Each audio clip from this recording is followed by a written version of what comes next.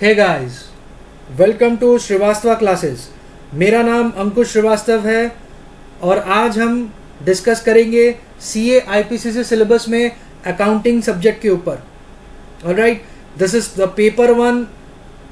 जैसा कि आपको मालूम होगा कि सीए आईपीसीसी सिलेबस में पेपर वन जो है वो टोटली डेडिकेटेड है अकाउंटिंग के ऊपर में, और हम इसी सब्जेक्ट को डिस्कस करेंगे। Alright, so this is guys, this is my first video और यहाँ पे हम डिस्कस करने वाले हैं हमारे अप्रोच, किस तरीके से हम हमारा अप्रोच डिस्कस करेंगे, किस तरीके से हम सिलेबस में आगे बढ़ सकते हैं और कौन कौन सी चैप्टर्स को हम पहले कवर कर सकते हैं। ऑलराइट, और किन किन चैप्टर्स में हमें स्पेसिफिक फोकस देना है, everything related to accounting. Alright, इस चैनल के थ्रू मैं इंटायर जो अकाउंटिंग सिलेबस है वो आपके साथ शेयर करूंगा। We will practise a few of the sums as well from every chapter, so that कि जो कंसेप्ट और जो थ्योरी जो मैं आपको समझाने की कोशिश कर रहा हूँ उसको आप प्रॉपरली एप्लीकेशंस में उतार पाओ। ऑलराइट, सो इस वीडियो के माध्यम से जो स्टूडेंट जिनको डिफ़िकल्टी आ रही है अकाउंटिंग सब्जेक्ट के ऊपर में, वो आप मेरा वीडियो देख सकते हो। इस चैनल पे आओ और जो टॉपिक आपको वीक लग रहा है आप उसकी वीडियो को देख सकते हो, and then let me know whether it is helpful और नॉट। ऑलराइट, आपके कोई भी क्वेश्चंस, कोई भी डाउट्स हैं, आप फ्रीली मेरे साथ शेयर कर सकते हो। मेरा ईमेल आईडी डिस्क्रिप्शन में दिया गया है, आप इसे नोट डाउन कर लो। और इन केस अगर यदि कोई भी टॉपिक आप मुझसे डिस्कस करना चाहते हो आप मुझे मेल करिए और मैं आपका जवाब ज़रूर दूंगा। Alright, now before we begin I would also like to tell you that few things are required in order to complete the entire syllabus with you. All you need is a notebook, a pen and a calculator. Alright, इन चीज़ों को छोड़कर आपको और किसी भी चीज़ की ज़रूरत नहीं पड़ेगी, बिकॉज सम्स मैं खुद शेयर करूँगा, आपके स्क्रीन पे रहेगा। मैं आपको एडवाइस भी करूँगा कि आप क्वेश्चन को कॉपी कर लो and then we will solve it together, and I'll try to explain myself कि किस तरीके से हम आगे बढ़ सकते हैं। Alright, so this is the short description. Now we begin. Alright, so यहाँ पे आप देख सकते हो कि आपका जो इंटायर सिलेबस है वो 3 मॉड्यूल में डिवाइडेड है। फर्स्ट मॉड्यूल डील करता है अकाउंटिंग स्टैंडर्ड्स के ऊपर में, ठीक है। यहाँ पे आपको बेसिक कंसेप्ट अकाउंटिंग स्टैंडर्ड्स के ऊपर में आएगा, जहाँ पे आपको ओवरव्यू और इसकी एप्लीकेबिलिटी, ठीक है, अकाउंटिंग स्टैंडर्ड्स की एप्लीकेबिलिटी के बारे में हम डिस्कस करेंगे मॉड्यूल 1 में। यहाँ पर दिस इज बेसिकली आपको ये यहाँ पे डिस्कस किया जाएगा कि अकाउंटिंग स्टैंडर्ड्स किस तरीके से फॉर्मुलेट होते हैं, इसकी नेसेसिटी क्या है। ऑलराइट, किन तरह की इंटरप्राइज को कितने तरह का अकाउंटिंग स्टैंडर्ड्स फॉलो करना पड़ता है, यहाँ पर हम डिस्कस करेंगे मॉड्यूल 1 में। ऑलराइट, नाउ मॉड्यूल 2 जो है, module 2 is entirely dedicated to corporate accounting. Okay, module 2 is entirely dedicated to corporate accounting. यहाँ पर एक प्राइवेट लिमिटेड और या फिर पब्लिक लिमिटेड कंपनी की बैलेंस शीट या फाइनेंशियल स्टेटमेंट्स को किस तरीके से प्रेजेंट किया जाता है। बैलेंस शीट आपको मालूम होगा कि balance sheet and statement of profit and loss account is a part of a financial statement and it is a very crucial part of a financial statement. तो इसकी प्रेजेंटेशन, ठीक है, इसकी प्रेजेंटेशन किस तरीके से होती है हम लोग यहाँ पर जानेंगे कि ओवरऑल व्यू क्या होता है, एक what is the motive behind presenting the data in the manner which is prescribed. Alright, और किस तरीके से इसका अप्रोच क्या रहता है, क्या इंफॉर्मेशन हमें बैलेंस शीट से मिल सकता है, क्या इंफॉर्मेशन हमें बैलेंस शीट में पुट करना चाहिए, so that we can give maximum information about the transactions undertaken by an enterprise to its stake owners. ठीक है, जो कि हमारा as an auditor this is our primary concern. ठीक है, आप सीए की कोर्स कर रहे हो, आपको ऑडिटर बनना है, तो आपको ये मालूम होना चाहिए कि किस तरीके से आप मैक्सिमम इंफॉर्मेशन स्टेक होल्डर्स के साथ में आप शेयर कर सकते हो, किस तरीके से प्रेजेंट कर सकते हो। तो यहाँ पर हम इस चीज को लेकर डिस्कस करेंगे। ठीक है, इसके अलावा हम अकाउंटिंग फॉर शेयर्स और डिबेंचर्स ये भी कवर करेंगे। ऑलराइट, शेयर्स की इशू किस तरीके से होती है, रिडेम्पशन किस तरीके से होते हैं, बोनस इशू किस तरीके से होती है, अगेन डिबेंचर्स भी किस तरीके से इशू किए जाते हैं, रिडीम किए जाते हैं, इसकी इंटरेस्ट की कैलकुलेशन किस तरीके से की जाती है। तो ये सब हम कवर करेंगे मॉड्यूल 2 में, जहां पे हम अकाउंटिंग फॉर शेयर्स और डिबेंचर्स डिस्कस करेंगे। Alright, so module 1 is basically basic concept on accounting standards, module 2 is corporate accounting, and the third and the final module. Okay, यहां पर आप अकाउंटिंग स्टैंडर्ड्स की एप्लीकेशन पे वर्कआउट करोगे। Application is basically जो practical sums जो आते हैं आपको। ठीक है, यहां पर आप प्रैक्टिकल, ये जो मॉड्यूल है, ये module is completely practical based. ठीक है, यहां पर आपको अकाउंटिंग स्टैंडर्ड से आपको सवाल पूछे जा सकते हैं, जहां पे आपको ओपिनियन देना रहता है या फिर आपको डेटा प्रेजेंट करना पड़ता है। ठीक है, मॉड्यूल 1 में हम इसकी ओवरव्यू और एप्लीकेबिलिटी पे डिस्कस करते हैं। मॉड्यूल 3 में हम यहाँ पे एप्लीकेशन, इंटायरली एप्लीकेशन पे वर्क करते हैं। ठीक है, यहाँ पे हम कवर नहीं करेंगे कि किसको एप्लीकेबल है, कौन से लेवल ऑफ एंटरप्राइज को कौन से अकाउंटिंग स्टैंडर्ड्स एप्लीकेबल है, या फिर कौन सी अकाउंटिंग स्टैंडर्ड्स आज के डेट में डोरमेंट हो चुकी हैं या फिर रिप्लेस हो चुकी हैं। हम इसके बारे में डिस्कस मॉड्यूल 3 में नहीं करेंगे, ये सारा डिस्कशन हम करेंगे मॉड्यूल 1 में। ऑलराइट, मॉड्यूल 3 में हम बेसिकली डिस्कस करेंगे द एप्लीकेशन पार्ट ओनली। ठीक है, बोल सकते हो this is more of a practical approach, this is more of ये थोड़ा सा, ये जो सेक्शन है this is practical based, and this section module 1 is theoretical based. Okay, so ये दो डिस्टिंक्शन है दोनों में। इसके अलावा हम accounting for non corporate entities करते हैं। Accounting for non corporate entities हो गया, यहाँ पे आपका कवर हो जाएगा single entry, okay, branch, departmental. ठीक है, ये सारी टॉपिक्स पे हम यहाँ पे डिस्कस करेंगे accounting for non corporate entities. इसके बाद है अदर एस्पेक्ट्स। अदर एस्पेक्ट्स में आपका आ गया इंश्योरेंस का, loss of profit, loss of stock किस तरीके से कंप्यूट करना है, एवरेज ड्यू डेट किस तरीके से आप निकाल सकते हो, and so on. Alright, so ये इंटायर सिलेबस जो है वो इन मॉड्यूल्स के थ्रू डिवाइडेड है, और हमारा अप्रोच यही रहेगा कि हम कौन से मॉड्यूल पे फोकस करेंगे। यहाँ से हम प्लानिंग शुरू करेंगे कि हम कौन से मॉड्यूल को पहले कवर करेंगे और कौन से मॉड्यूल को हम डेफर कर सकते हैं। ठीक है, alright, so this is the second slide. मैं एक बार और आपके साथ कवर करना चाहूंगा द एंटायर मेथोडोलॉजी।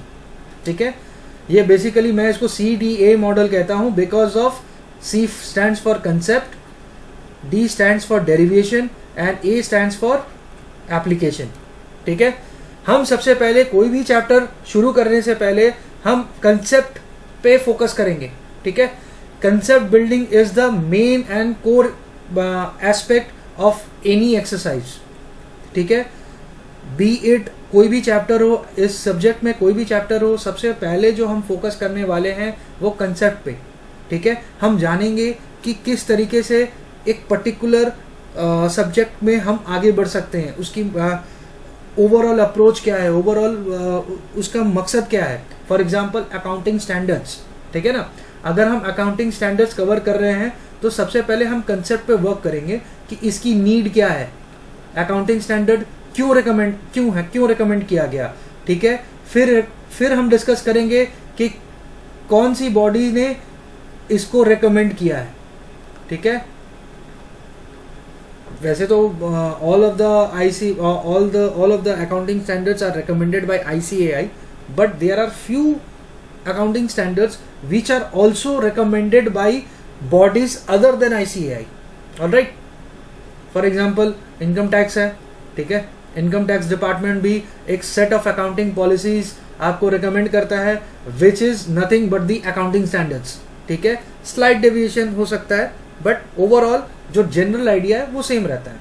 तो हम कंसेप्ट पे वर्क करेंगे कि किस तरीके से हम एंटायर जो मेरा सब्जेक्ट मैटर है उसको हम समझेंगे, ठीक है, उसको समझेंगे कि किस तरीके से हम प्रेजेंट कर सकते हैं, क्या क्या एक्सेप्शंस होते हैं, ठीक है, जब हम प्रेजेंटेशन कर रहे हैं तो किन बातों का हमें ध्यान रखना है. So these all techniques, these all aspects we cover under concept, ठीक है. हम कंसेप्ट में ये सब कवर करेंगे. इसके बाद जो नेक्स्ट स्टेप है वो है डेरिवेशन. डेरिवेशन का मतलब है सीधा अपने भाषा में इसको कन्वर्ट करना, ठीक है, अपने भाषा में इसको कन्वर्ट करना. कंसेप्ट में ऐसे बहुत से आपको you will come across a lot of matter which are basically very much difficult for you to understand, ठीक है. कुछ ऐसे आपको टॉपिक्स मिलेंगे जो कि इनिशियली आपको ग्रैब करने में या फिर इनिशियली आपको समझने में थोड़ा सा अनकंफर्टेबल लगेगा, ठीक है, but as long as we are working on it, ठीक है, we can always go to derivation to find out an easier way. Derivation is basically to finding out an easier way, ठीक है. हमें एक easy तरीका चाहिए जिससे कि हमारा पर्पस भी सॉल्व हो जाए और हमें अपना जो वर्किंग है, हमारा जो वर्किंग है उसके ऊपर टोटल कंट्रोल रहे. So derivation deals with the ease of work, ठीक है. Derivation deals with the ease of work या easier way to execute our problem. And finally we move on to the application part. Application part जो है ये basically इसका मतलब है इस पार्ट में हम सम्स को इवेल्युएट करेंगे, ठीक है. फॉर एग्जाम्पल अगर यदि आपको कॉर्पोरेट अकाउंटिंग आप कवर कर रहे हो, वहाँ पे कंसेप्ट पार्ट में आपने बैलेंस शीट का फाइनेंशियल स्टेटमेंट समझा, बैलेंस शीट की नीड समझी, प्रॉफिट एंड लॉस की statement of profit and loss की नीड समझी, किस तरीके से प्रेजेंटेशन किया जाता है और इस प्रेजेंटेशन करने का कोई what is the basically need for presenting the data in the manner which is prescribed, ठीक है. Then we move on to derivation कि किस तरीके से हम easier way में इसको समझ सकते हैं, ठीक है, कि किस तरीके से हम इसको अपने कंट्रोल में ले सकते हैं. फॉर एग्जाम्पल अगर कोई सम दिया गया हो, आपके पास में कंसेप्ट है, आप उससे डिराइव, आपके पास डेरिवेशन भी आपने कर रखा है, तो किस तरीके से आप उस पर्टिकुलर क्वेश्चन को अपने कंट्रोल में रख सकते हो सो दैट कि एग्जामिनेशन हॉल में you will find it easier to move ahead, ठीक है ना. You will find it easier to solve your problems alright. So application part में हम सम्स के ऊपर वर्क करेंगे. जो भी आपका जिस चैप्टर में भी आपका जो प्रैक्टिकल प्रॉब्लम्स है हम उसको एप्लीकेशन में सॉल्व करेंगे, ठीक है. And this is the core part, ठीक है. This is the core part of your entire exercise. तो जो भी एक्सरसाइज है वो हम CDA मॉडल में फॉलो करेंगे, ठीक है. यहाँ पर फिर से एक बार और मैं आपको कॉर्पोरेट सिलेबस शेयर कर दिया हूँ. यहाँ पे सबसे पहला है आपका कॉर्पोरेट अकाउंटिंग, यहाँ उसके बाद है नॉन कॉर्पोरेट अकाउंटिंग और तीसरा है अकाउंटिंग स्टैंडर्ड्स. नाउ यहाँ पर कॉर्पोरेट अकाउंटिंग है, ये बहुत लोगों के लिए नया होगा. अकाउंटिंग स्टैंडर्ड भी बहुत लोगों के लिए नया होगा जो कि आप लोगों ने प्रीवियस क्लासेस में या फिर प्रीवियस लेवल्स में आपने कवर नहीं किया होगा, ठीक है. नॉन कॉर्पोरेट अकाउंटिंग जो है ये आपका ऐसा टॉपिक है जो आपने प्रीवियस लेवल्स में कवर किया है but in a limited way, ठीक है. तो हम शुरू करेंगे सबसे पहले नॉन कॉर्पोरेट अकाउंटिंग से, बिकॉज यहाँ पर क्या है कि यहाँ पे आपको समझने में उतना टाइम नहीं लगेगा, because you are familiar with certain notations जो कि आपको प्रीवियसली आपको शेयर किया गया था, है ना। प्रीवियस लेवल में आपको जो भी शेयर किया गया था, it is just building your concept based on those foundations, ठीक है। मैं फिर भी कोशिश करूंगा कि आपको ग्रास रूट लेवल से आपको एक्सप्लेन कर सकूं, सो दैट कि आप जब भी एप्लीकेशंस की तरफ पढ़ो तो कंसेप्ट आपका क्रिस्टल क्लियर रहे, ठीक है।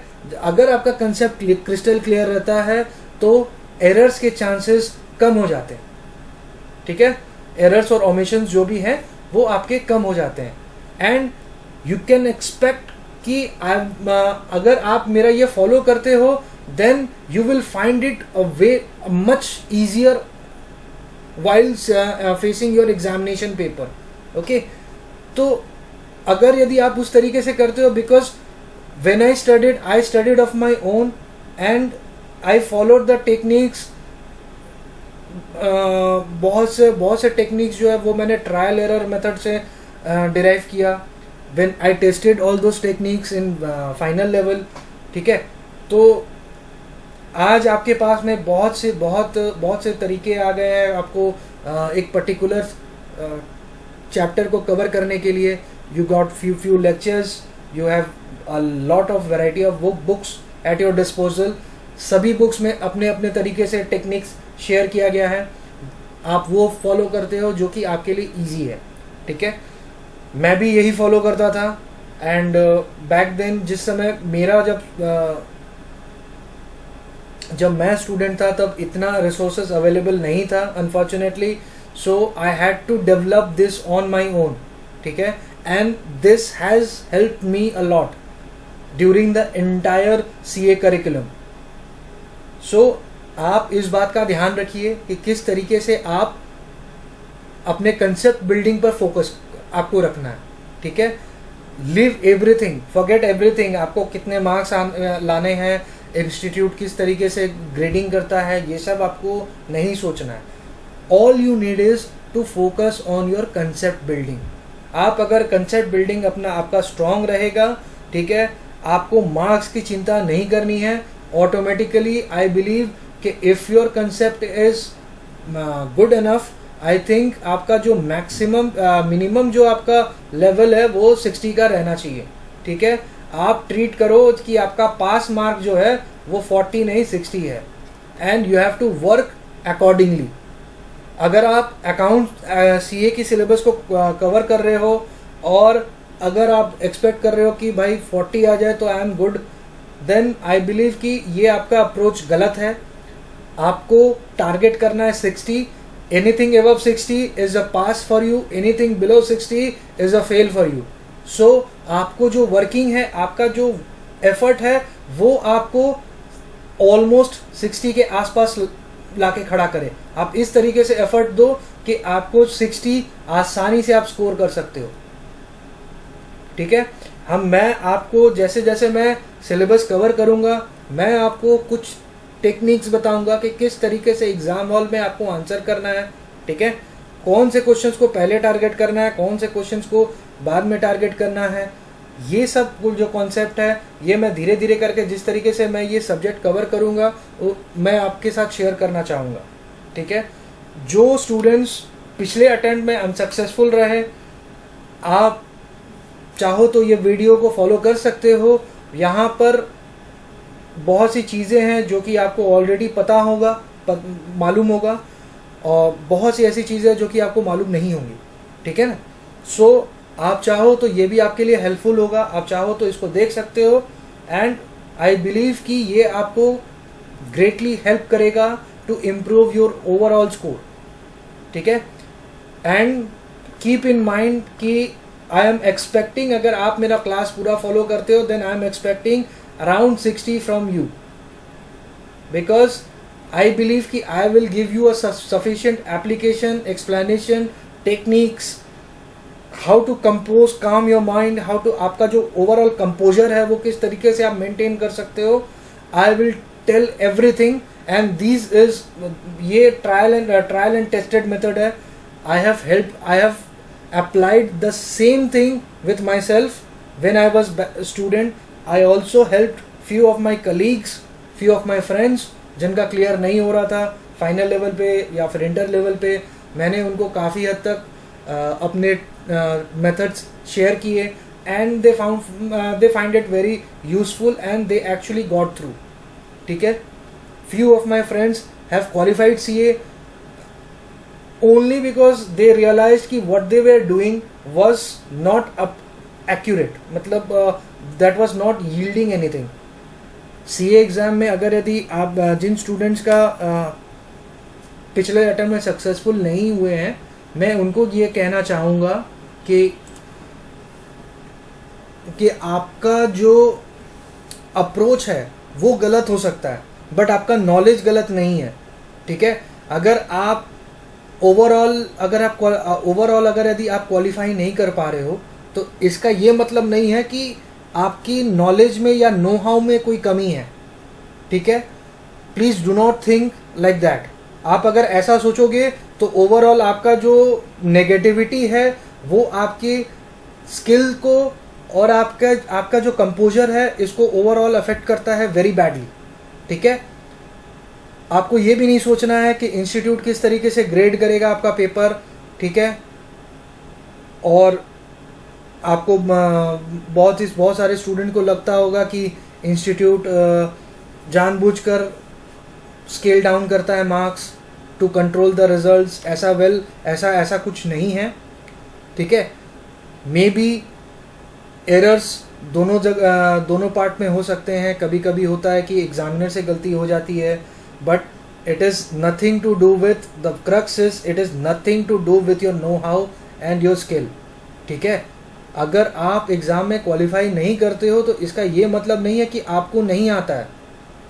इट्स सिंपल दैट कि आप जिस तरीके से आप प्रेजेंट कर रहे हो दैट इज़ नॉट एक्सेप्टेबल. दोनों में एक डिफरेंस है. ठीक है. आप किस तरीके से अपने आंसर्स को प्रेजेंट करते हो दैट मैटर्स अ लॉट. और अगर यदि आपका जो तरीका है आपका तरीका सही नहीं है लेकिन ओवरऑल जो सब्जेक्ट मैटर है वो सही है तो भी कहीं ना कहीं आप पाओगे कि आपको डिजायर्ड रिजल्ट्स नहीं मिल रहे हैं.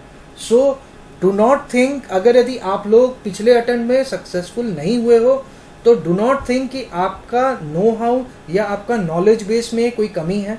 ठीक है. आपको थोड़ा सा वर्क ऑन करना है, थोड़ा सा अपने आप को इम्प्रूव करना है और आपका जो पूरा का पूरा फोकस है वो होना चाहिए कंसेप्ट बिल्डिंग पे.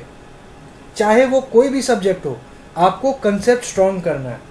Because CA is a professional course और यहाँ पर जब भी आप CA क्वालिफाई करके निकलते हो, ठीक है ना, आप जब भी CA फाइनल के एग्ज़ाम को क्वालिफाई करते हो तो it is a wide known notion कि यू नो एवरीथिंग. ठीक है. You know everything and this is quite impractical because आज के डेट में आप जितनी भी सब्जेक्ट CA में कवर करते हो इन सभी सब्जेक्ट्स के ऊपर में हेविली रिसर्च होता है and there is a lot of things. ठीक है.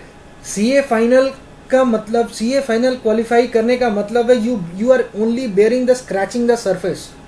ठीक है. आप बस खाली सरफेस को स्क्रैच कर रहे हो and there is an ocean of knowledge hidden beneath it.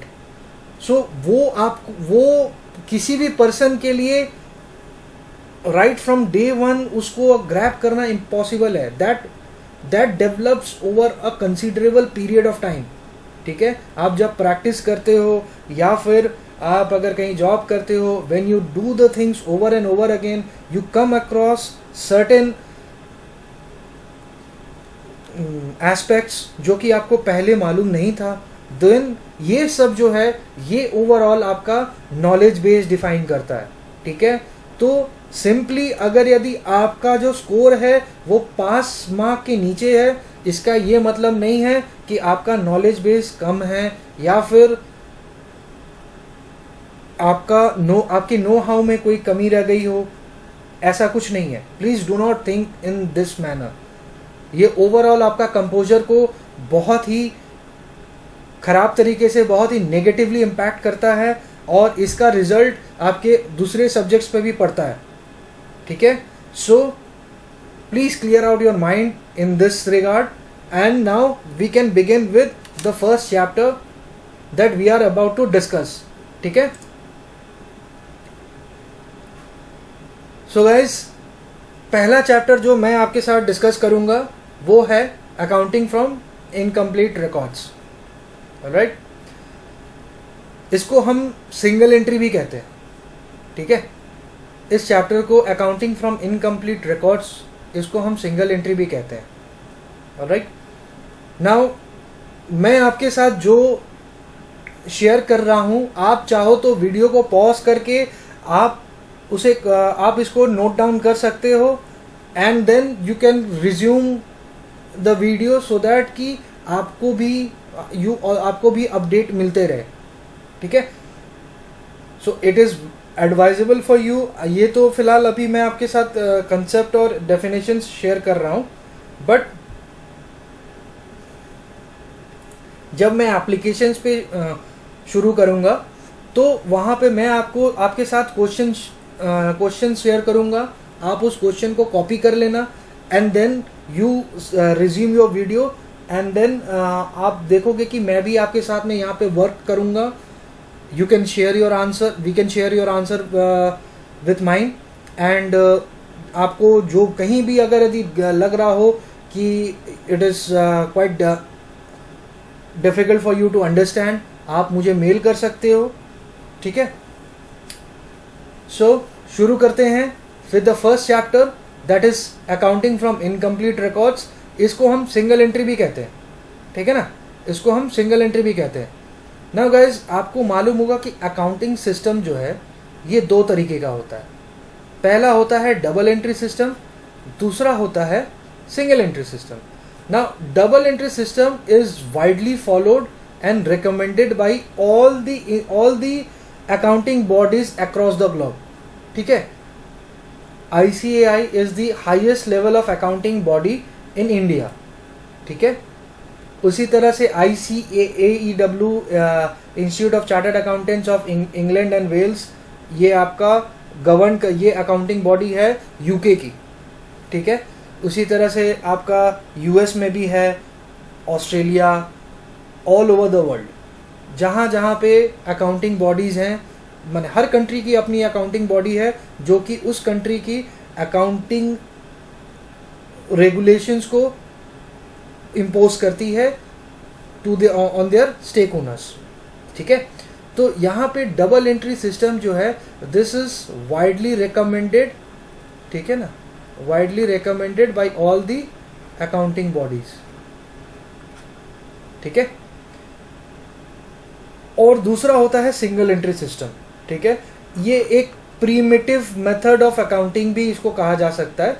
इसको और माने this is also known as account incomplete sets of books या फिर रिकॉर्ड्स.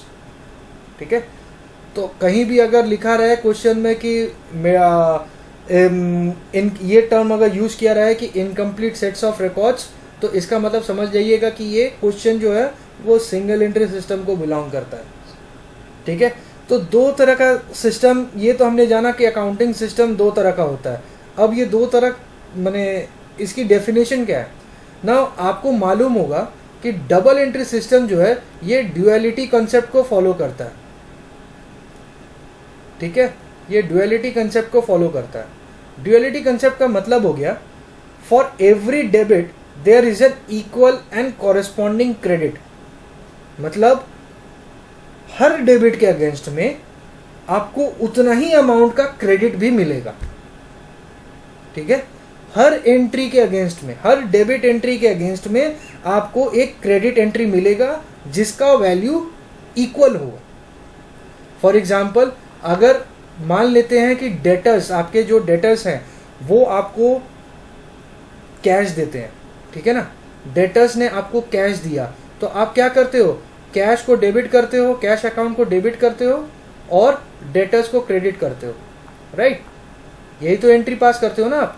या फिर कैश को बैंक करते हो, क्या माने कैश को डिपॉजिट करते हो बैंक में, तो आपकी एंट्री क्या होती है, bank account debit to cash. ये आपकी अकाउंटिंग एंट्री होती है. तो यहाँ पर अगर यदि बैंक में आप 1000 रुपया डिपॉजिट कर रहे हो तो कैश में भी तो 1000 रुपया डिडक्ट कर रहे हो कैश के बैलेंस से। ये हो गया हमारा duality concept. For every debit there is an equal and corresponding credit.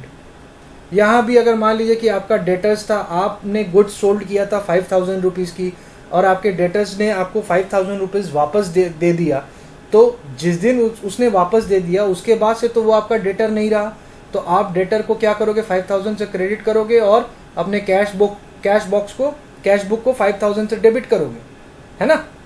तो ये हो गया ड्यूअलिटी कंसेप्ट। ड्यूअलिटी कंसेप्ट में क्या है कि for every debit there is an equal and corresponding credit.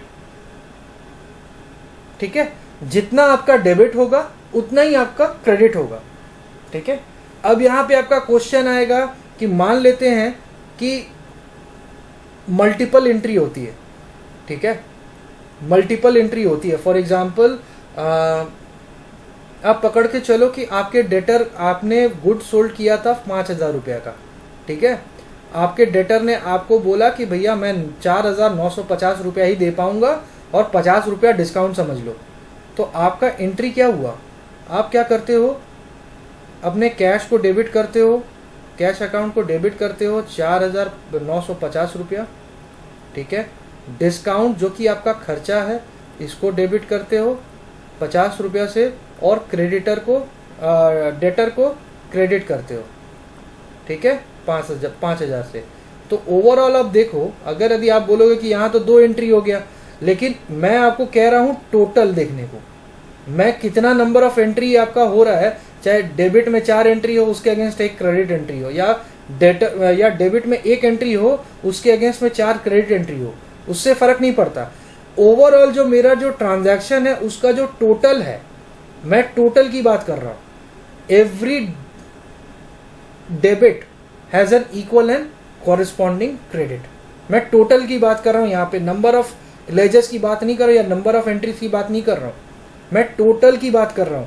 एक पर्टिकुलर जर्नल एंट्री का टोटल दोनों साइड मैच करता है। ठीक है ना।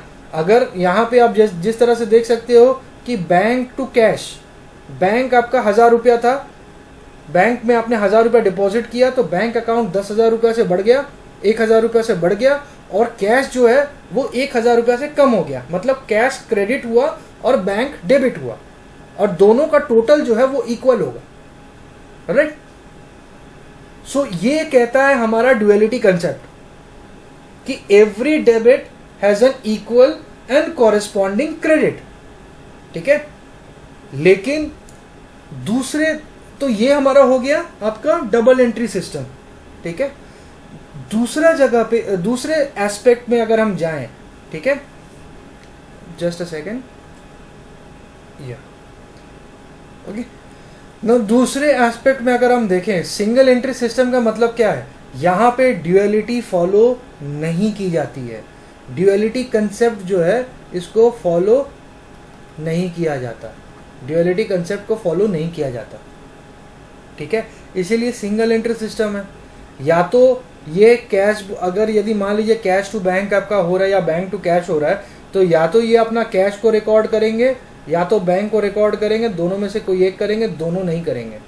और इसीलिए ये सिस्टम ज़्यादा पॉपुलर नहीं है। ठीक है, आज भी ऐसे बिजनेसेस हैं जो सिंगल एंट्री को फॉलो करते हैं।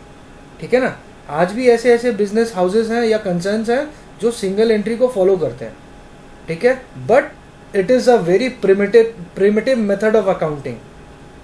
ठीक है, ये आज के डेट में वाइडली फॉलोड नहीं है। आज के डेट में हम डबल एंट्री सिस्टम फॉलो करते हैं। इनफैक्ट आपका जितने, आपके सिंगल एंट्री को छोड़ के जितने भी चैप्टर्स हैं सभी के सभी आपका डबल एंट्री सिस्टम पर बेस्ड है और ड्यूअलिटी कॉन्सेप्ट को फॉलो करते हैं। ठीक है ना, apart from this chapter. Right, कभी कभी सिंगल एंट्री को, अब आप बोलोगे कि सिंगल एंट्री में ड्यूअलिटी कॉन्सेप्ट क्यों नहीं फॉलो किया जाता, तो गाइस इसका सिंपल आंसर है, सिंगल एंट्री को कहा जाता है नीड बेस्ड अकाउंटिंग। ठीक है, इसको कहा जाता है नीड बेस्ड अकाउंटिंग। ठीक है, या फिर इसको टेलर मेड अकाउंटिंग भी कहा जाता है।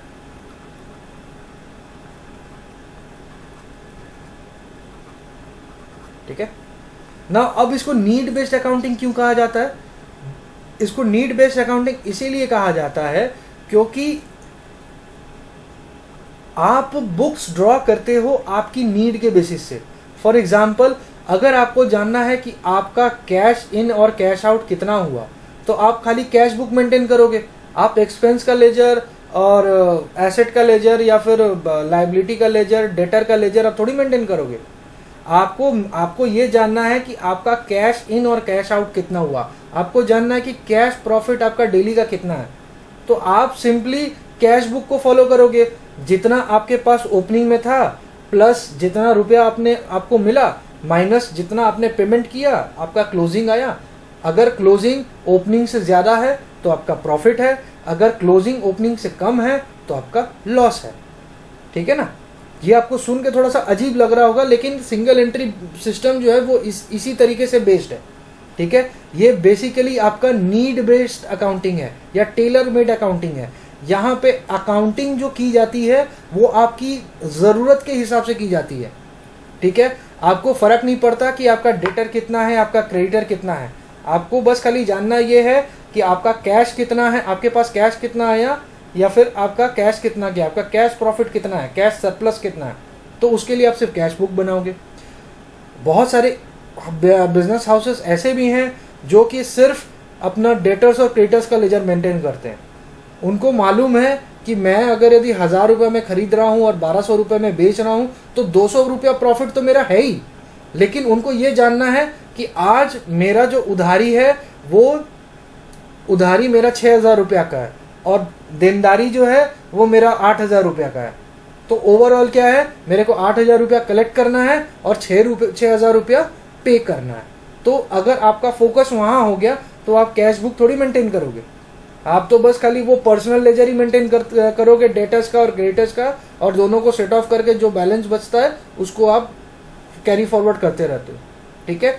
तो ये हो गया सिंगल एंट्री सिस्टम। यहाँ पर डुअलिटी कंसेप्ट फॉलो नहीं किया जाता। आप देखोगे डबल एंट्री सिस्टम में आपके पास ऑप्शन नहीं है। अगर आपने ट्रांजैक्शन किया है तो वो आपको रिकॉर्ड करना पड़ेगा, वेदर यू लाइक इट और नॉट, बिकॉज ये हमारा प्रिंसिपल है, अकाउंटिंग प्रिंसिपल है। ठीक है ना। फॉर एग्जाम्पल, अगर यदि आप सोच रहे हो कि आप अगर यदि किसी भी तरीके का ट्रांजैक्शन कर रहे हो, ठीक है, और आपको लगता है this is unusual transaction, for example sale of fix asset. ठीक है ना। सेल ऑफ फिक्स एसेट के लिए तो जनरली आप पहले से तो उसका लेजर बनाते नहीं हो, बट अगर मान लो कि सेल ऑफ फिक्स एसेट का कोई एक एंट्री आ गया तो आपको सेल ऑफ फिक्स एसेट का लेजर बनाना पड़ेगा और आपको एंट्री भी पास करना होगा सेल ऑफ फिक्स एसेट के नाम से। ठीक है। तो यहां पर आपके पास ऑप्शन नहीं है, अगर ट्रांजैक्शन हुआ तो आपको रिकॉर्ड करना है, सिंपल एज दैट। लेकिन सिंगल एंट्री सिस्टम में ऐसा नहीं है भैया। सिंगल एंट्री सिस्टम में क्या है कि अगर भैया एंट्री कुछ भी हो, हमको जो चाहिए हम वही लेंगे। ठीक है। चाहे मेरा फैक्ट्री बिके, चाहे मेरा एसेट बिके, चाहे घर बिके, कुछ भी बिके, आपको कैश से मतलब है। आपके पास में बस खाली कैश का लेजर है कि कितना आया कितना गया। ठीक है। तो ये डिफरेंस है डबल एंट्री सिस्टम में और सिंगल एंट्री सिस्टम में। क्लियर है। Moving on.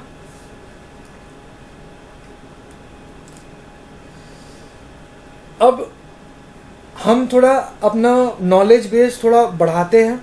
ठीक है। और हम ये जानते हैं कि single entry based, single entry तो समझ में आ गया कि सिंगल एंट्री ट्रांजैक्शन किस तरीके का होता है। लेकिन अब नेक्स्ट क्वेश्चन जो आपके दिमाग में आएगा, क्या सिंगल एंट्री एक तरह का होता है या कई तरह का होता है? ठीक है। सिंगल एंट्री जो फॉर्म है इसका कितने तरीके का ये फॉर्म है, number of forms of single entry. ठीक है ना। तो बेसिकली 3 तरह का सिंगल एंट्री होता है। ठीक है। एक होता है pure form of single entry. ठीक है।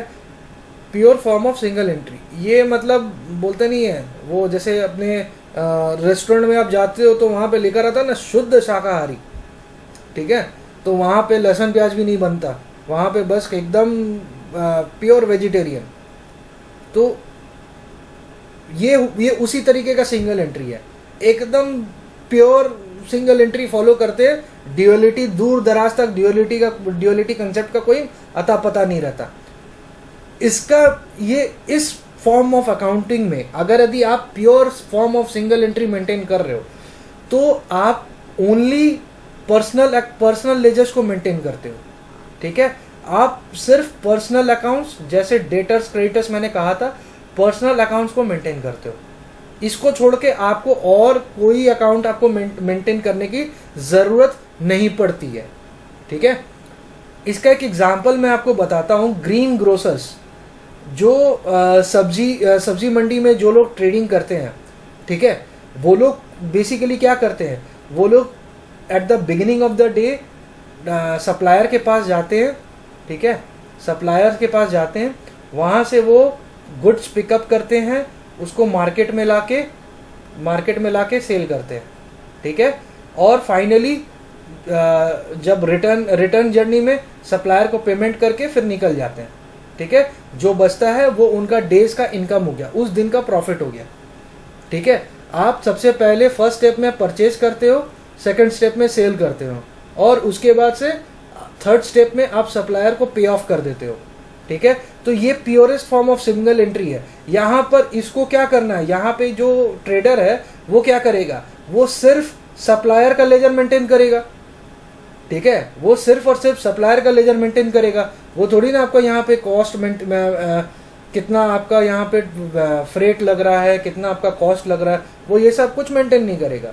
उसको अगर अब फॉर एग्जांपल मैं आपको बताता हूँ, अगर at the beginning of the day इसने 5,000 रुपीज़ का 5,000 रुपीज़ का गुड्स खरीदा सप्लायर से, मार्केट में लाकर इन्होंने 7,500 रुपीज़ में इसे सेल किया, वापस जाके ये तो 5,000 रुपीज़ इनको देंगे, ठीक है, बिकॉज इनका खाता में कितना लिखा हुआ रहेगा, 5,000 रुपया, और बाद बाकी 2,500 रुपया इनका डेज प्रॉफिट हो गया। तो ये हो गया purest form of single entry. यहाँ पे ये सिर्फ सप्लायर का लेजर ही मेंटेन करेंगे और किसी भी चीज़ का मेंटेन इनको करने की ज़रूरत नहीं है, बिकॉज आप देख सकते हो ट्रांजैक्शंस जो है वो काफ़ी सिंपल है, ठीक है। इसमें ज़्यादा कम्प्लेक्सिटी नहीं है कि आपका डायरेक्ट कॉस्ट क्या है, इनडायरेक्ट कॉस्ट क्या है, ये सब आपका कुछ नहीं है। आपको बस खाली मेंटेन करना है कि आपका जो सप्लायर है वो सप्लायर का लेजर आपका at the end of the day balance हो जाना चाहिए।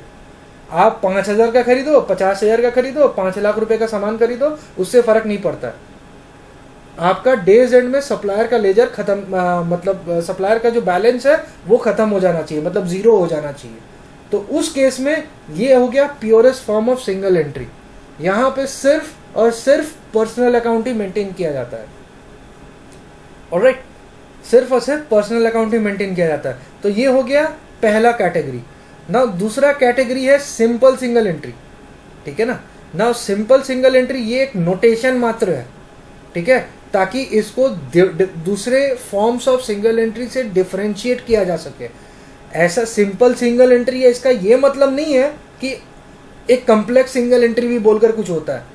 कम्प्लेक्स सिंगल एंट्री बोल के कुछ नहीं होता। सिंपल सिंगल एंट्री ये बस खाली एक नोटेशन दिया गया है to identify the form of single entry, which form of single entry does it belong, ठीक है। यहां पर क्या होता है कि आप पर्सनल अकाउंट के साथ साथ कुछ रियल अकाउंट्स भी मेंटेन करते हो, ठीक है। पर्सनल अकाउंट के साथ साथ कुछ रियल अकाउंट्स भी मेंटेन करते हो। फॉर एग्जांपल कैश बैंक, ये एक आपका रियल अकाउंट हो गया, ठीक है ना।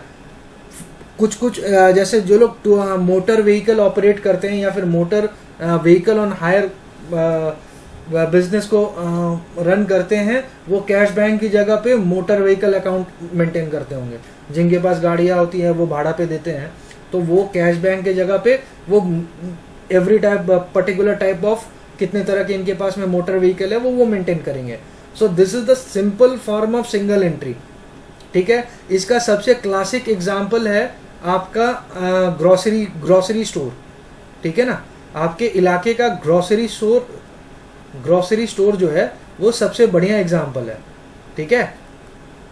ये क्या करता है, ग्रोसरी स्टोर वाला क्या करता है, इसके पास में एक कैश का लेजर होता है, ठीक है, एक कैश का लेजर होता है जिससे कि ये डेली का कितना कैश आया और कितना कैश गया ये मेंटेन करता है, और साथ ही साथ अपने कस्टमर्स का खाता भी मेंटेन करता है, ठीक है ना।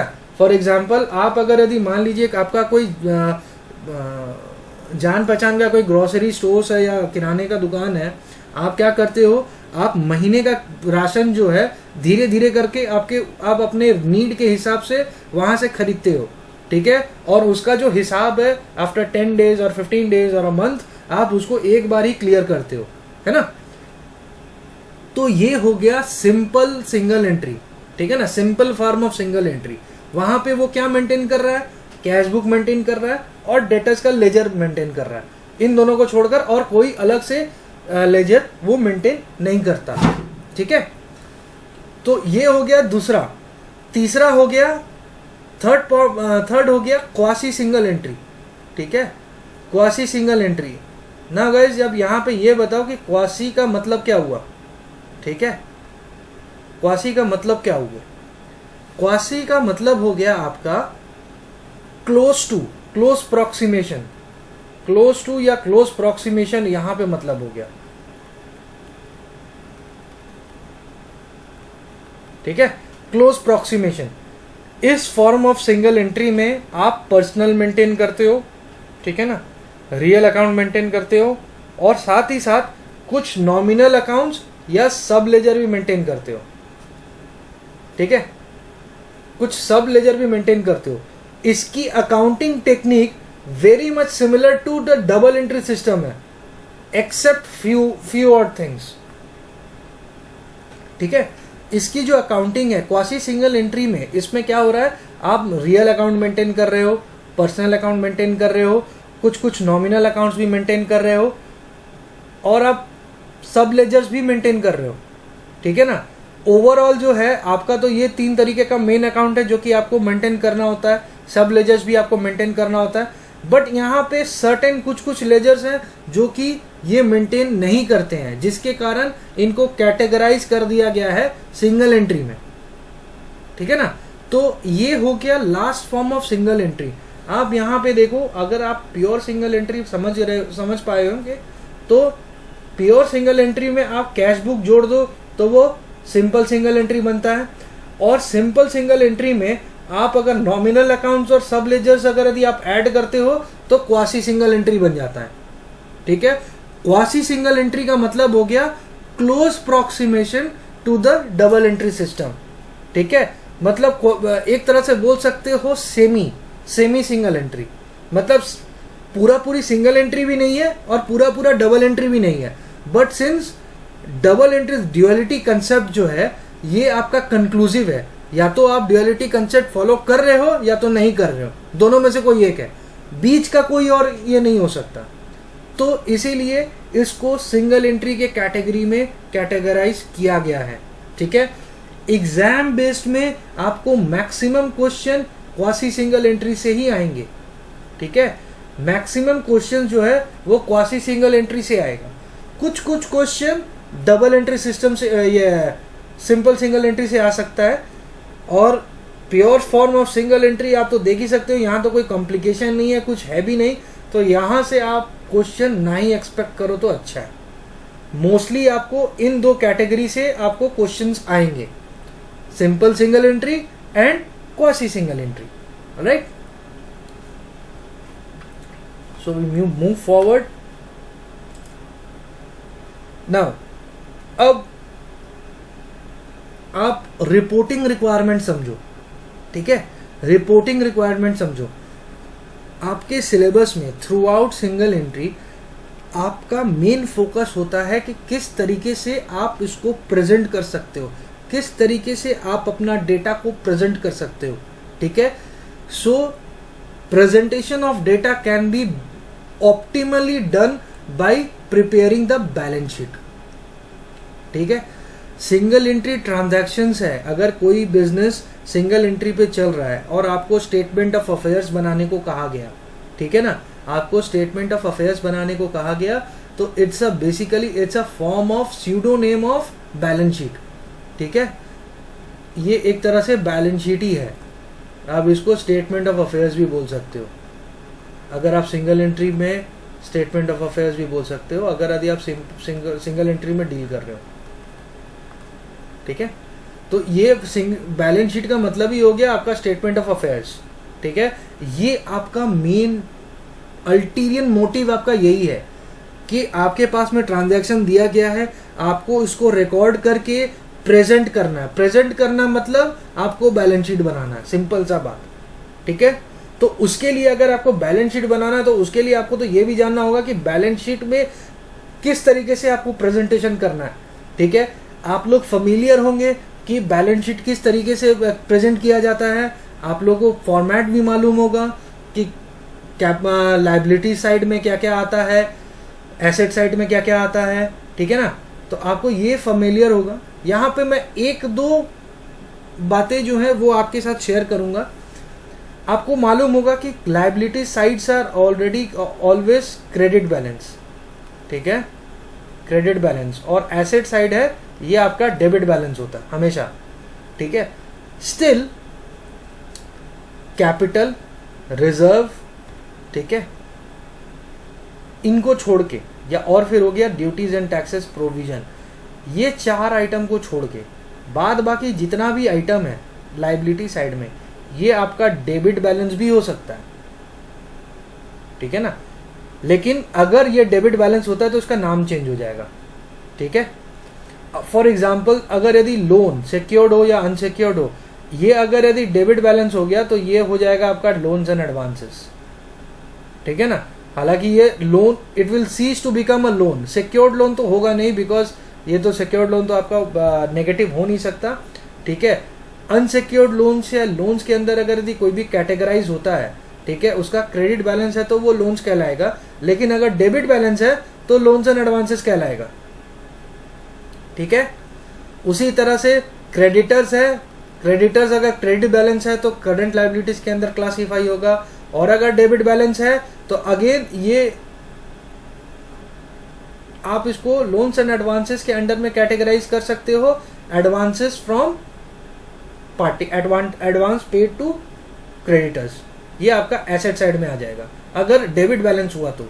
Similarly outstanding expenses becomes prepaid expenses, duties and taxes जो है ये कभी भी नेगेटिव बैलेंस नहीं होगा, ठीक है। ड्यूटीज एंड टैक्सेस में अगर यदि आपका रिसीवेबल है, रिफंड है, तो भले हो सकता है, तो वो अगर यदि होगा तो वो रिफंडेबल होगा तो वो कैटेगराइज हो जाएगा एडवांस टैक्स के अंडर में, लेकिन वो फिर आपका रिसीवेबल खड़ा कहलाएगा, ठीक है। तो ये जनरली ड्यूटीज एंड टैक्सेस आपका नहीं होता है, ठीक है। उसके बाद है provision, provision for tax, provision for doubtful debts, ये हमेशा क्रेडिट बैलेंस होगा, डेबिट बैलेंस कभी नहीं होगा। Similarly reserve, reserve credit balance नहीं होगा, सॉरी डेबिट बैलेंस कभी नहीं होगा। अगर डेबिट बैलेंस होता है तो लॉस के तौर पे मिसलेनियस एक्सपेंडिचर या फिर ब्रॉड फॉरवर्ड लॉस के हिसाब से कहा जाता है,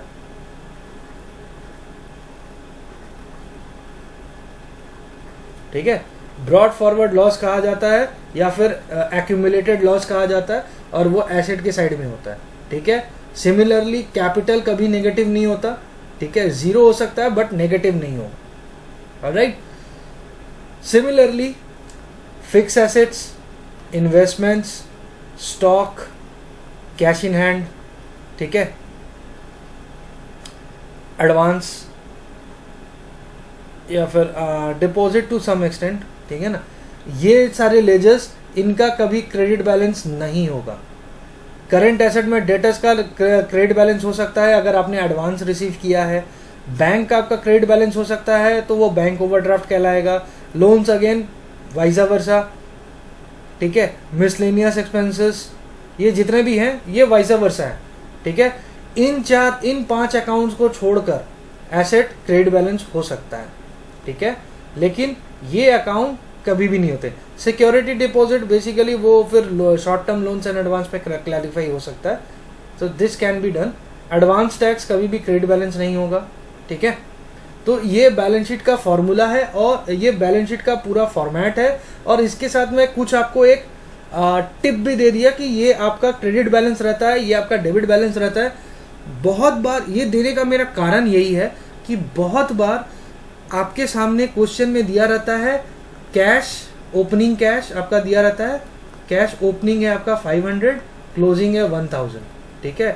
बैंक रहता है, ठीक है, ओपनिंग 15,000 क्रेडिट, ठीक है, क्लोजिंग 24,000 डेबिट, ठीक है।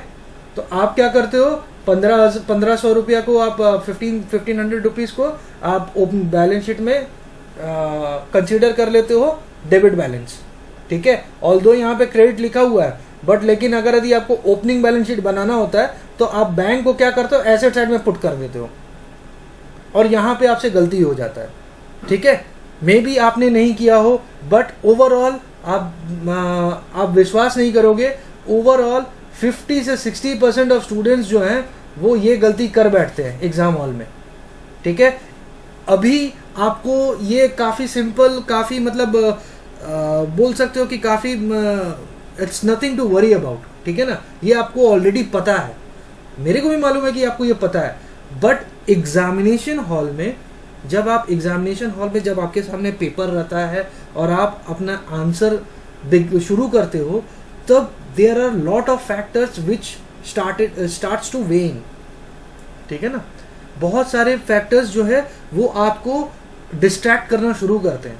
पहले तो हो गया टाइम का प्रेशर कि आपको 3 घंटे में पूरा पेपर लिखना है, फिर उसके बाद हो गया देयर इज एन एंजाइटी, ठीक है, कि आपसे ये बनेगा कि नहीं बनेगा, ये क्वेश्चन दिमाग में बार बार आता है।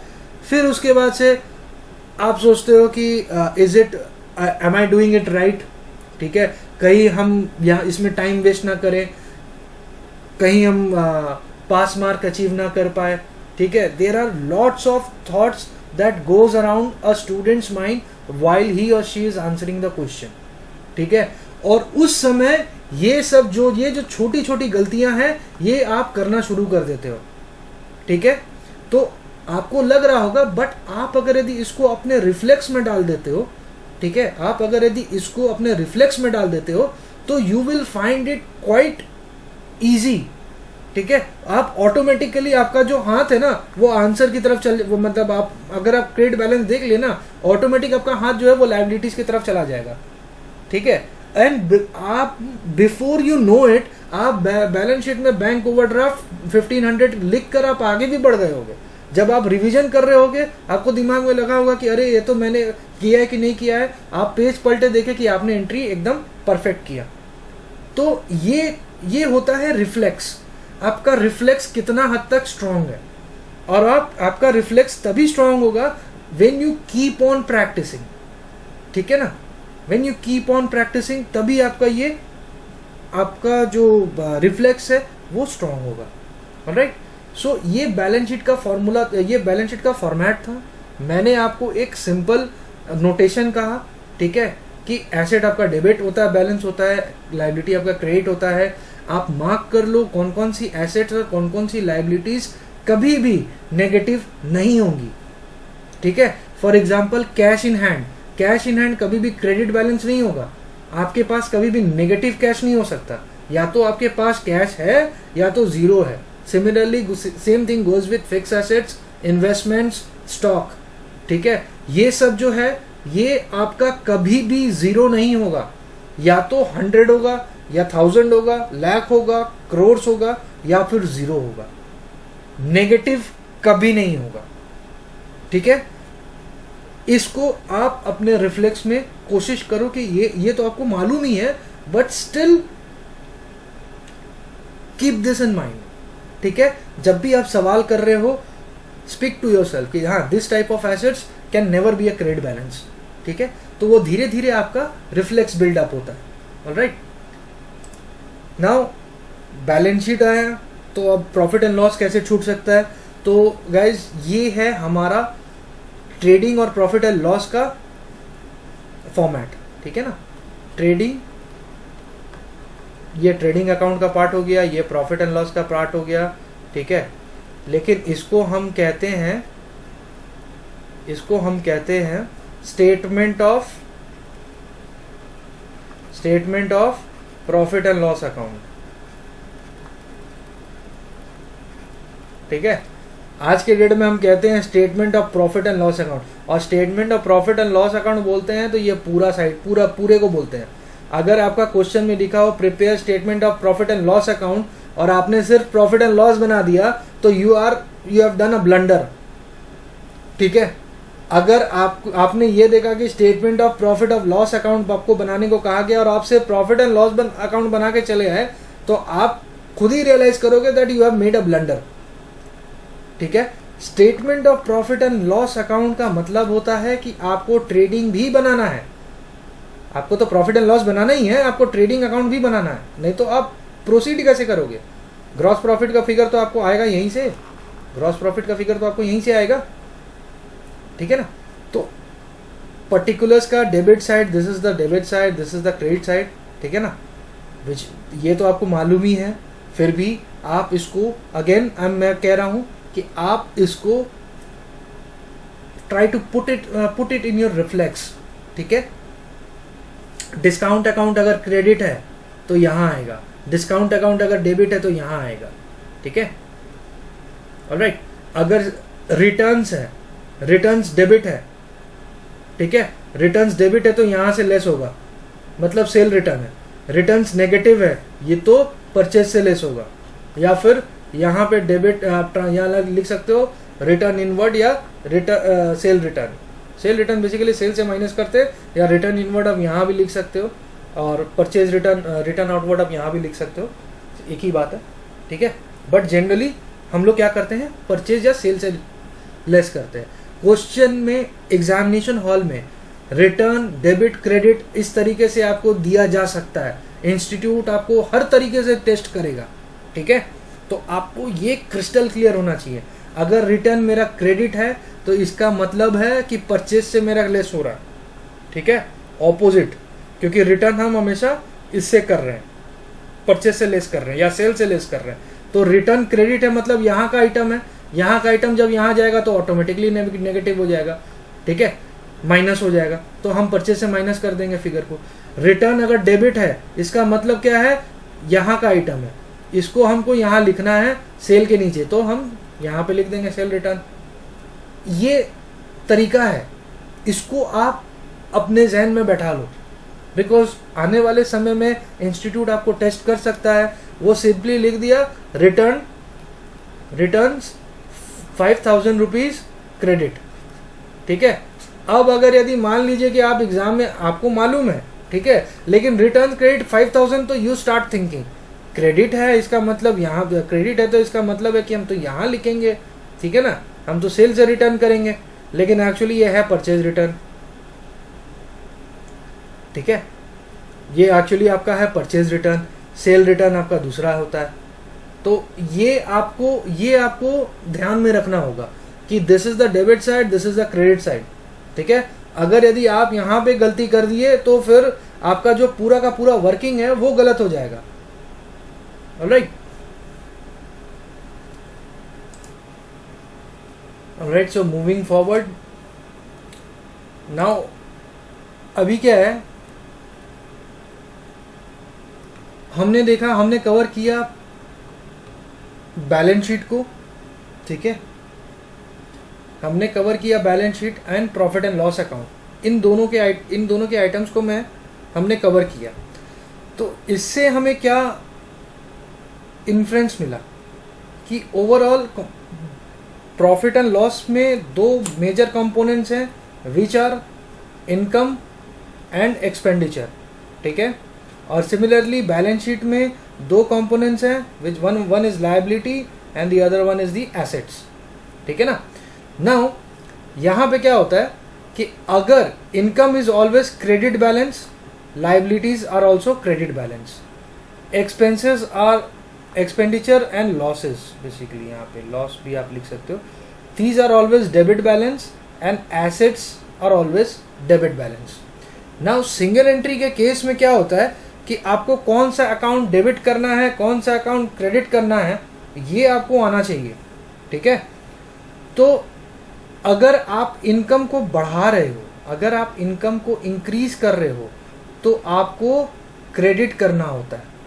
ठीक है, अगर इनकम क्रेडिट हो रहा है तो इसका मतलब है इनकम बढ़ रहा है। सिमिलरली अगर एसेट डेबिट हो रहा है तो इसका मतलब है एसेट बढ़ रहा है, सॉरी एक्सपेंडिचर बढ़ रहा है। ठीक है ना। और अगर इनकम मेरा डेबिट हो रहा है, इनकम अगर डेबिट हो रहा है तो इसका मतलब इनकम हमारा कम हो रहा है। सिमिलरली एक्सपेंडिचर अगर मेरा क्रेडिट हो रहा है, इसका मतलब है कि ओवरऑल एक्सपेंडिचर जो है वो हमारा क्रेडिट हो रहा है, डिक्रीज हो रहा है, ठीक है। फॉर अगर मैं कहूँ कि आपका जो डिस्काउंट रिसीव्ड था, ठीक है ना, आपका जो कस्टमर्स आपके क्रेडिटर्स ने जो डिस्काउंट जो आपको दिया वो 3000 रुपीज से और आपको दे दिया है, मैंने एडिशनल डिस्काउंट आपको आपके क्रेडिटर्स ने दिया है, तो वो क्या हो गया, वो हो गया आपका क्रेडिट। आपका आपके ब्रैकेट में लिखा रहेगा डिस्काउंट क्रेडिट, डिस्काउंट क्रेडिट हुआ है 3000 रुपीज का। तो इसका क्या मतलब है कि आपको एडिशनल क्रेडिट का जो लेजर है उसको डिस्काउंट का जो लेजर है उसको क्रेडिट करना है, ठीक है। और अगर यदि हम कह रहे हैं कि कोई भी इनका डिस्काउंट आपका, तो क्रेडिटर्स ने तो 3000 का आपका डिस्काउंट दिया है, लेकिन डेटर्स ने आपको 2000 रुपीज का एडिशनल आपसे डिस्काउंट मांगा है, तो आप क्या करोगे, डेटर्स के डिस्काउंट के अकाउंट को डेबिट करोगे, ठीक है। तो इनकम क्रेडिट बैलेंस होता है, अगर क्रेडिट हो रहा है तो इसका मतलब वो बढ़ रहा है, और अगर डेबिट हो रहा है तो इसका मतलब घट रहा है। सिमिलरली एक्सपेंडिचर अगर क्रेडिट हो रहा है तो घट रहा है, और अगर डेबिट हो रहा है तो बढ़ रहा है। उसी तरीके से लायबिलिटीज अगर क्रेडिट होता है, लायबिलिटीज अगर क्रेडिट होता है तो इसका मतलब है कि आपका लायबिलिटीज इंक्रीज कर रहा है, और अगर यदि आपका लायबिलिटी डेबिट हो रहा है तो इसका मतलब है कि आपको लायबिलिटी, आपका जो लायबिलिटीज है वो घट रहा है, ठीक है। इसके रेसिप्रोकेट में अगर यदि आपका एसेट डेबिट हो रहा है तो इसका मतलब है कि आपका एसेट बढ़ रहा है, ठीक है। अगर यदि आपको मैं कह रहा हूं कि आपका एसेट आपको अगर यदि क्रेडिट करना है तो इसका मतलब है कि आपको एसेट का वैल्यू को घटाना है, ठीक है। ये कंसेप्ट आपको जर्नल एंट्रीज में बहुत हद तक हेल्प करेगा, ठीक है, बिकॉज यहां से आप ग्रैब कर सकते हो कि आपको कौन से अकाउंट्स को डेबिट करना है, कौन से अकाउंट को क्रेडिट करना है। जो लोग जिनका क्लास 11-12 में कॉमर्स बैकग्राउंड नहीं था, जो लोग दूसरे बैकग्राउंड से आ रहे हैं, उनके लिए डेबिट और क्रेडिट का जो डिफरेंस है वो समझने में काफ़ी डिफिकल्टी होती है। तो इसलिए आपको मैं ये डायग्राम आपके साथ शेयर कर रहा हूँ, सो दैट कि आप फेमिलियर हो जाओ। बिकॉज आने वाले सम्स में या चैप्टर्स में मैं सिंपली करूंगा कि आप कैपिटल को 50,000 से क्रेडिट करके बैंक को डेबिट कर दीजिए। तो इसका मतलब क्या है, कैपिटल आपका 50,000 से क्रेडिट हो रहा है, मतलब क्या, कैपिटल आपका 50,000 रुपया से बढ़ रहा है, और बैंक आपका 50,000 से डेबिट हो रहा है। इसका मतलब क्या है, बैंक भी आपका बढ़ रहा है, ठीक है। तो income is always classified under credit, माने incomes are always credit balance, liabilities are also credit balance, expenditure और losses are debit balance, assets are also debit balance। अगर इनकम क्रेडिट हो रहा है तो इसका मतलब है इनकम बढ़ रहा है, अगर लायबिलिटी क्रेडिट हो रहा है तो इसका मतलब है लायबिलिटी बढ़ रहा है, अगर इनकम डेबिट हो रहा है तो इसका मतलब है इनकम कम हो रहा है, और अगर यदि लायबिलिटीज डेबिट हो रहा है तो इसका भी मतलब है लायबिलिटीज कम हो रहा है।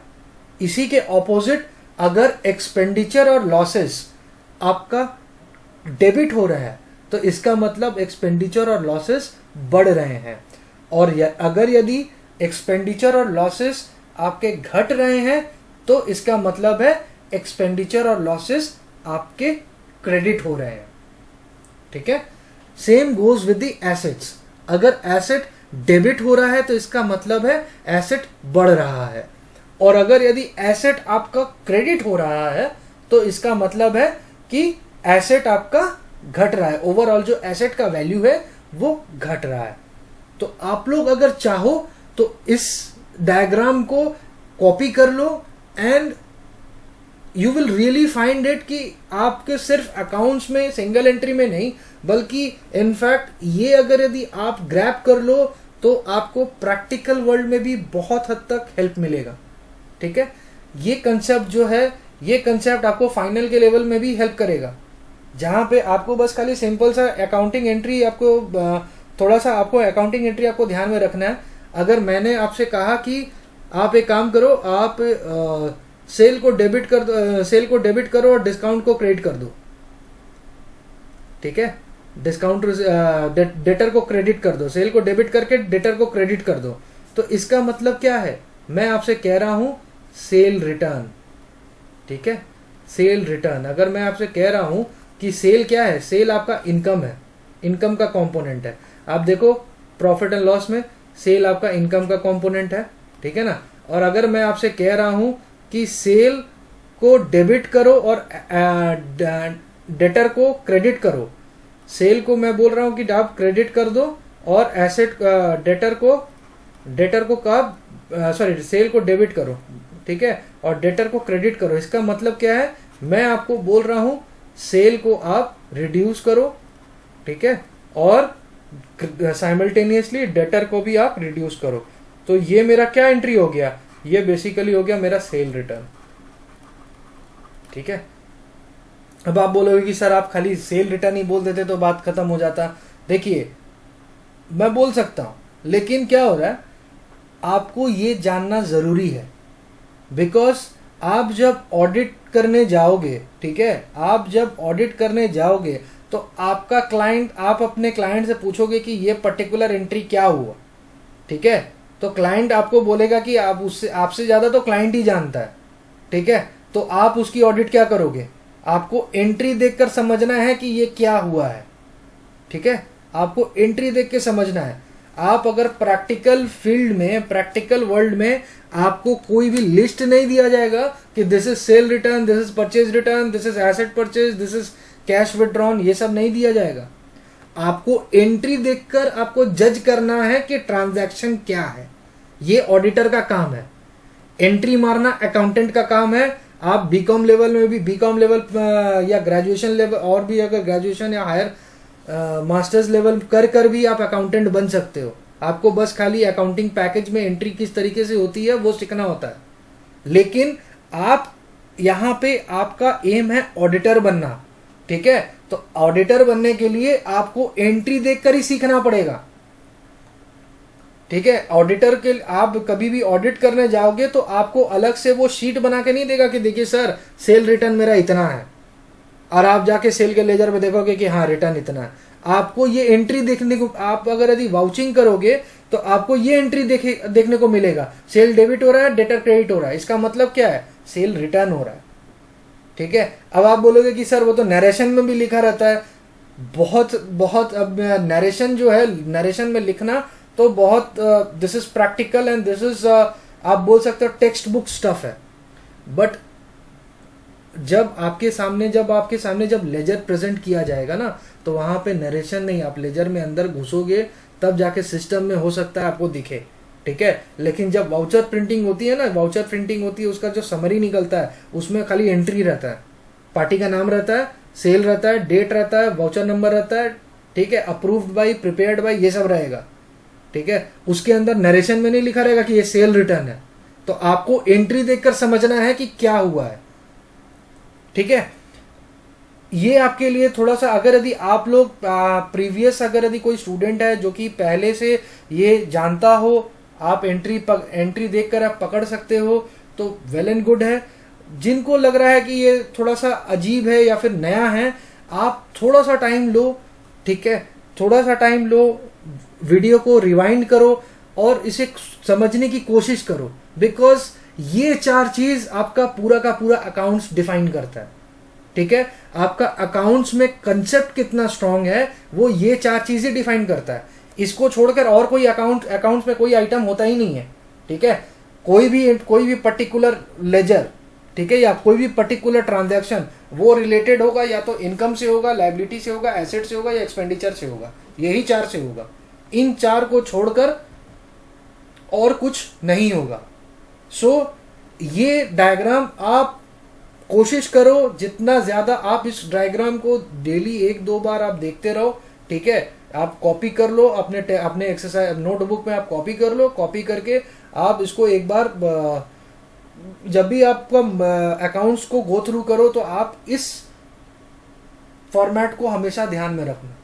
आपसे कभी भी जर्नल एंट्रीज गलत नहीं होंगे, ठीक है।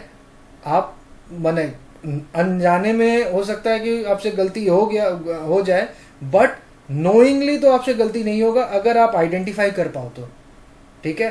अकाउंट्स में ये 4 मेजर वर्ड्स, ये जो 4 मेजर लेटर्स हैं, ये बहुत मैटर करते हैं, ठीक है ना। तो इसको आपको ध्यान में रखना पड़ेगा कि क्या आपका कौन सा आइटम आपका इनकम है, कौन सा आइटम आपका एक्सपेंडिचर है, कौन सा आइटम आपका लाइबिलिटी है, कौन सा आइटम आपका एसेट है। ये तो आपको फॉर्मेट से भी पता चल जाएगा, इसीलिए मैंने फॉर्मेट पहले शेयर किया कि आप उस फॉर्मेट को पढ़ो तो आपको पता चल जाएगा कि ये मेरा इनकम है, ये मेरा एक्सपेंडिचर है, ये मेरा लाइबिलिटी है, ये मेरा एसेट है, ठीक है ना।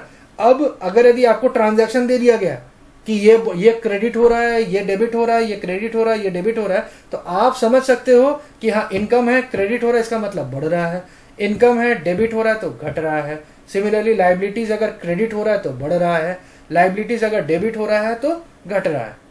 एंड इसका रेसिप्रोकेट में एक्सपेंडिचर अगर बढ़ रहा, डेबिट हो रहा है तो बढ़ रहा है, और अगर क्रेडिट हो रहा है तो घट रहा है। Alright, so this is the diagram. And finally मैं आपके साथ कुछ कोरिलेशन शेयर करना चाहता हूं और अकाउंटिंग इक्वेशन भी, ठीक है ना। तो अब हमने कंसेप्ट पार्ट पे तो वर्क कर लिया, अब हम वर्क करेंगे अकाउंटिंग इक्वेशन डेरिवेशन पार्ट पे। लाइबिलिटीज आपने देख लिया, एसेट आपने देख लिया, बैलेंस शीट का फॉर्मेट आपने देख लिया, ठीक है ना। अब आप वर्कआउट कर रहे हो डेरिवेशन पार्ट पे। कंसेप्ट में हम लोगों ने जाना कि सिंगल एंट्री होता कितना है, क्या होता है, किस तरीके से कितने तरीके का सिंगल एंट्री होता है, ठीक है, ऐसा क्यों होता है, सिंगल एंट्री में किस तरीके से रिकॉर्ड क्यों नहीं किया जाता, वो भी हम जाने। अब यहाँ पे मैं आपके साथ शेयर कर रहा हूँ 2 अकाउंटिंग इक्वेशन। आप लोग वीडियो पॉज करके ये दोनों अकाउंटिंग इक्वेशन लिख लो, ठीक है, and then I will start explaining to it. यहाँ पे मैंने नोटेशन भी दे रखा है, आप चाहो तो इसको भी जनरल फार्मूला और स्पेसिफिक फार्मूला, ये दोनों के दोनों आप कॉपी कर सकते हो, और ठीक है, ये आप कर लो ना। यहाँ पे क्या है, liabilities plus capital is equal to my asset, ठीक है। ये बेसिकली मेरा बैलेंस शीट का फॉर्मूला है।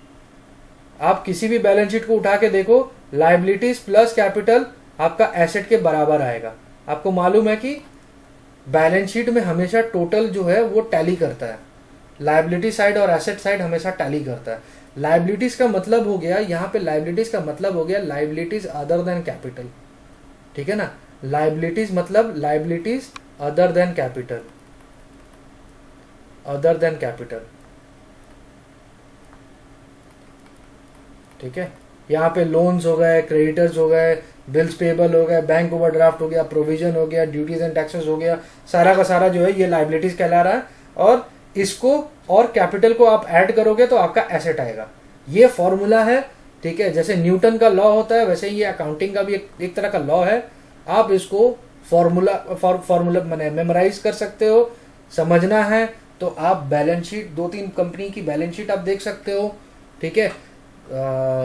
या फिर आप प्रीवियस एक्सरसाइज में अगर यदि आपने प्रीवियस लेवल पे इसको कवर किया है तो आप वो भी कर सकते हो। तो ओवरऑल आप देखोगे कि आपका जो बैलेंस शीट है वो बैलेंस शीट आपका बैलेंस शीट में 3 कंपोनेंट होते हैं। पहला होता है आपका कैपिटल, दूसरा होता है आपका liabilities which are not capital, और तीसरा होता है हमारा एसेट, ठीक है। तो asset will be always equal to the sum of capital and liabilities, ठीक है ना। ये फॉर्मूला बोलेंगे कि ये फॉर्मूला तो बैलेंस शीट का फॉर्मूला, ये फॉर्मूला आपको क्यों इंपॉर्टेंट लगा, ठीक है। नाउ सिंगल एंट्री में क्या होता है ना कि सिंगल एंट्री में बहुत बार आपको लाइबिलिटीज की फिगर दी गई रहती है, एसेट की फिगर दी हुई रहती है, बट कैपिटल की फिगर आपको क्वेश्चन साइलेंट रहता है, कैपिटल आपको मालूम ही नहीं, ठीक है ना। अब कैपिटल अगर मालूम नहीं है तो बैलेंस शीट बनाओगे कैसे, बैलेंस शीट टैली होगा कैसे। तो बैलेंस शीट बनाने के लिए आपको ये फॉर्मूला यूज करना होगा, liabilities plus capital is equal to my assets, ठीक है। सिंपली आप एसेट के कॉलम में एसेट एसेट के कॉलम में एसेट का फिगर बैठाओ टोटल, लाइबिलिटी के जगह पे आप लाइबिलिटी का फिगर बैठाओ, दोनों को माइनस कर दो, आपका कैपिटल निकल जाएगा। ठीक है, क्वाइट सिंपल। इस फॉर्मूला को आप अपने आप नोट करके रख लो। ठीक है, फ्यूचर में जब भी आपका कैपिटल रिलेटेड क्वेरी आएगा तो ये फॉर्मूला आपको काफी हेल्प करेगा। ठीक है, दूसरा अकाउंटिंग इक्वेशन जो है ये एक तरह का स्पेसिफिक अकाउंटिंग इक्वेशन है relating to real and personal accounts. ठीक है, रियल एंड पर्सनल अकाउंट के लिए ये फॉर्मूला एप्लीकेबल है। ठीक है, आप क्या करते हो, ओपनिंग बैलेंस को लेते हो। ठीक है, add addition during the year less mitigation during the year. ठीक है, अब यहाँ पे एक नया मिटिगेशन है, एक वर्ड आया है, इसको बोला जा रहा है mitigation is equal to my closing balance. Mitigation during the year का सिंपल मीनिंग होता है हिसाब खत्म करना। ठीक है, अगर मान लीजिए डेटर का आपका ओपनिंग बैलेंस है, ठीक है ना, डेटर का आपका ओपनिंग बैलेंस है, आपने सेल ऐड किया ड्यूरिंग द ईयर, आपने सेल ऐड किया लेस आपने जितना का हिसाब खत्म, आपका डेटर जितना का हिसाब खत्म किया, मतलब जितना का पेमेंट आपने रिसीव किया, इनको आप माइनस कर दीजिए, आपका क्लोजिंग बैलेंस आ जाएगा। ठीक है ना, इसीलिए मैंने यहाँ पे रिसीव्ड या पेड नहीं लिखा, मिटिगेशन लिखा। मिटिगेशन का मतलब होता है टू कंप्लीट। तो जितना ट्रांजैक्शन आपका डेटर या क्रेडिटर कंप्लीट हुआ है, मिटिगेशन मतलब या फिर डिस्पोज हुआ है, फिक्स एसेट के केस में भी हो सकता है कि जितना आपका मिटिगेशन हुआ है उसको आप माइनस कर दो तो आपका क्लोजिंग बैलेंस निकल जाएगा। सिमिलरली सपोज करिए क्रेडिटर्स का बैलेंस था, क्रेडिटर्स का ओपनिंग बैलेंस है, अब आपने ड्यूरिंग द ईयर परचेस किया, वो ऐड होगा लेस आपने जो मिटिगेशन मतलब क्या, आपने जो पेमेंट किया है, पेमेंट मेड, ये आपका लेस हो गया। मिटिगेशन मतलब क्या, आपने इतना का हिसाब खत्म किया, तो इसको अगर यदि सिंपली ऐड लेस कर दो तो आपका क्लोजिंग बैलेंस निकल जाएगा। ठीक है, अकाउंटिंग इक्वेशन 2 जो है मैंने ऑलरेडी स्पेसिफिकली साइड में नोटेशन दे रखा है, आप इसको लिख सकते हो। ये आपको हेल्प करेगा। कोई भी आप जब लेजर बनाओगे, किसी भी लेजर का वर्किंग नोट्स बनाओगे, तो ये अकाउंटिंग इक्वेशन आपको हर एक क्वेश्चन में आएगा। ठीक है, अकाउंटिंग इक्वेशन 1 और 2 ये दोनों के दोनों इक्वेशंस जो है वो almost each and every sum में आपको ये एप्लीकेबल मिलेगा ही मिलेगा। ठीक है, सो इट इज बेटर कि आप इसको पहले से ही प्रिपेयर करके रखो so that you will be able to find the desired result. ठीक है, दिस इज द डेरिवेशन का पहला पार्ट। दूसरा पार्ट जो है, ठीक है, कुछ कोरिलेशन मैं आपके साथ शेयर करता हूं। ये बेसिकली आपके लिए एक तरह का शॉर्टकट है। ठीक है, ये आपका एक शॉर्टकट है। जब तक आप प्रीवियस जो कंसेप्ट है उस पे आप कंसिडरेबल होल्ड नहीं जमाते हो तब तक इसको ट्राई मत करना, because this is a bit difficult and slightly complexed. इसमें आपको क्या है, आपको रिलेशन समझना पड़ता है। ठीक है, आपको रिलेशन समझना पड़ता है कि एक item, one item of balance sheet, an item of balance sheet, how does it affect the other items of the balance sheet. ठीक है, फॉर एग्जाम्पल अब मैं balance sheet to balance sheet relation आपको बता रहा हूं। ठीक है ना, फॉर एग्जाम्पल अगर करंट लायबिलिटीज मेरा ये जो है करंट लायबिलिटीज, ये जो फॉर्मूला नोटेशन है इसको बोलते हैं प्रोपोर्शनल। ठीक है, और अगर यदि ये ऐसे रहता है तो इसको कहते हैं डायरेक्टली प्रोपोर्शनल, और 1/, ऐसे करके रहता है तो इनवर्सली प्रोपोर्शनल। डायरेक्टली प्रोपोर्शनल का मतलब है कि अगर करंट लायबिलिटी की वैल्यू बढ़ रही है तो करंट एसेट की भी वैल्यू बढ़ेगी कहीं ना कहीं। ठीक है ना, करंट लायबिलिटी की वैल्यू बढ़ रही है तो करंट एसेट की वैल्यू भी बढ़ेगी। ये सारे के सारे एडिशनल एडजस्टमेंट्स है। ठीक है ना, एडिशनल एडजस्टमेंट्स है। ठीक है, अब इसका मैं आपको एक एक करके बताऊंगा एग्जाम्पल। इसका ये मतलब नहीं कि आप ओपनिंग बैलेंस बैठा रहे हो तो उधर करंट लायबिलिटी की ओपनिंग बैलेंस बैठा रहे हो तो करंट एसेट की भी ओपनिंग बैलेंस बैठा दो, ऐसा नहीं है। यहां पर क्या है कि अगर करंट लायबिलिटीज बढ़ता है तो मेरा करंट एसेट भी बढ़ेगा। फॉर एग्जाम्पल आपको एडजस्टमेंट में दिया गया कि purchase worth ₹30,000 was not recorded. ठीक है, परचेज रिकॉर्डेड इन बुक्स, ऐसा आपको एडजस्टमेंट आता है. ठीक है, फ्रिक्वेंटली आपको एग्जाम में आता है.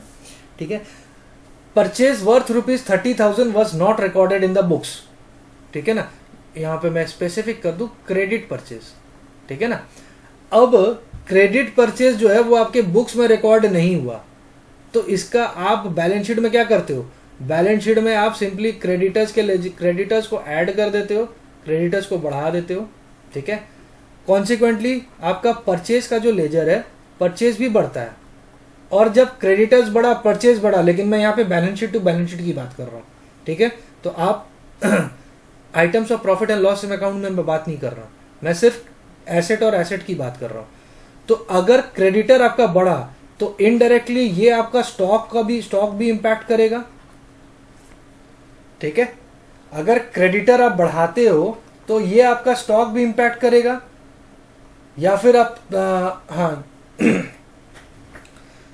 या फिर आप यहां पे इस तरीके से देख लो कि अगर आपका क्रेडिटर बढ़ रहा है तो कहीं ना कहीं परचेज आपने रिकॉर्ड किया लेकिन आपने क्रेडिटर के लेजर में पोस्टिंग नहीं की, या फिर आप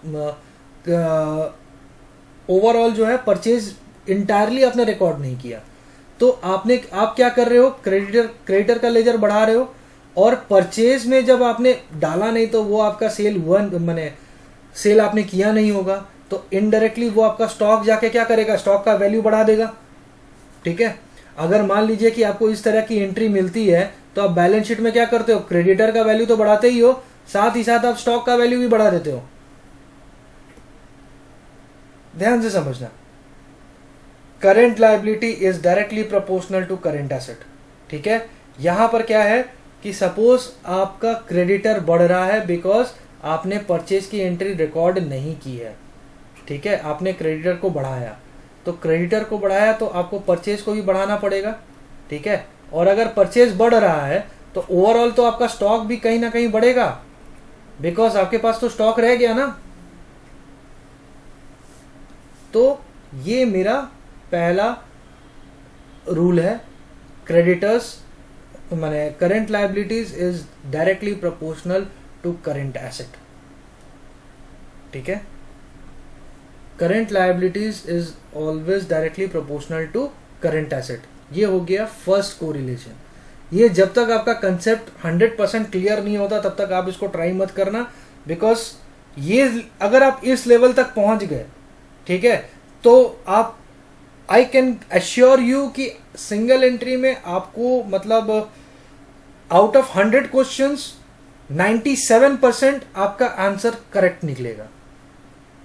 ठीक है, बट ये आपको ओवर द टाइम ये होगा. I am going to share 50 odd questions with you. ठीक है, मैं अपने लेक्चर्स के दौरान 50 क्वेश्चंस आपके साथ शेयर करूंगा ऑन सिंगल एंट्री. और जब आप क्वेश्चन नंबर 35 एंड अबव में आप अगर जाओगे, then you will be able to find this correlation very helpful. ठीक है, मैं बस खाली आपको यहाँ इस लेक्चर में बस खाली मैं आपको जिस्ट दे रहा हूं. ठीक है, कि व्हाट इज टू कम. ठीक है, ऐसा नहीं है कि आपको मैं बैलेंस शीट का वो डेबिट क्रेडिट समझा दिया तो आप उसी में सोच रहे हो कि नहीं अब तो सिंगल एंट्री हम आराम से कर लेंगे. नहीं, ऐसा नहीं है. इसके बाद और भी है, और ट्रस्ट में इसके बाद और भी कोरिलेशन है, लेकिन वो अगर यदि मैं आपके साथ शेयर करूंगा तो ओवरऑल क्या है कि too much of information is always also creates a negative impact. ठीक है, तो जितना आपको जरूरत है मैं उसी हिसाब से आपके साथ शेयर कर रहा हूं. ठीक है, current liabilities is always directly proportional to current asset. इसका और एक सिंपल और बहुत ही इजी इजी एक्सप्लेनेशन है. आपने क्रेडिटर को कैश दिए, पेमेंट किया. ठीक है ना, आपने क्रेडिटर को ये सारे के सारे जो एडजस्टमेंट के लिए एप्लीकेबल है. ठीक है, जो अदर एडजस्टमेंट क्वेश्चन में दिया जाता है after disclosing the balance sheet और ओपनिंग बैलेंस और जो भी है, जो एडिशनल इंफॉर्मेशन दिया जाता है उसमें जो एडिशन एडजस्टमेंट्स है उसके बारे में मैं कह रहा हूँ, ठीक है ना। अब सपोज करो आप क्रेडिटर को कैश देते हो, क्रेडिटर को कैश या बैंक में पेमेंट करते हो, ठीक है, कि यहाँ पे क्रेडिटर है, क्रेडिटर को आप पेमेंट करते हो तो क्रेडिटर का बैलेंस क्या हुआ, कम हो गया। साइमल्टेनियसली कैश या बैंक है, इसका बैलेंस भी तो कम हो गया। तो अगर ये कम हो रहा है तो ये भी कम हो रहा है। कैश और बैंक जो है वो करंट एसेट का आइटम है, क्रेडिटर है करंट लायबिलिटी का आइटम। तो अगर ये कम हो रहा है तो ये भी तो कम होगा।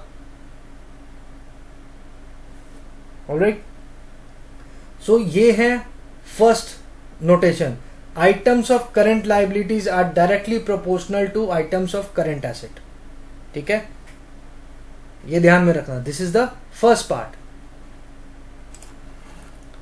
ठीक है, पहला तो हो गया। दूसरा है फिक्स एसेट।